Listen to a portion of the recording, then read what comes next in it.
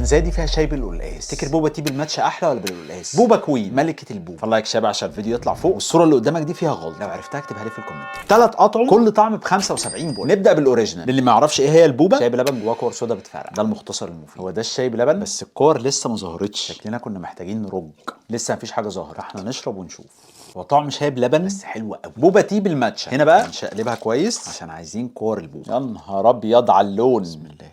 ده طعمها حلو، طعم شاي بلبن برضو، بس تحسه داخل فيه اعشاب كده طعمها لطيف. بس في حاجه انا لاحظتها على العلبه وانا غلطت فيها، ان المشروب ده لازم يتشرب بشفاطه. بصوا البنت هنا بتعمل ايه، وفعلا البوبا لازم تشرب بشفاطه، وشفاطه عريضه. انا غلطان. طب هو انا ما لقيتش شفاطه، وده مش ذنب، المفروض حضرتك تتصرف وتحط لي شفاطه معاها، بس هنحلها. بوبا تي بطعم الطارو اللي هو القلقاس، هنفضيها بقى في كوبايه كده اهي. البوبا بدات تنزل، ده شكل البوبا، حاجه كده عامله زي الجيلي كولا. اما القلقاس طلع لطيف، مش حاسس بطعم القلقاس اللي احنا نعرفه، نفس طعم اللبن وطعم الفانيليا. ممكن اشتريه تاني، ولو اشتريته هشتري الاوريجينال، ولو انت بتحب الماتش ده هيعجبك.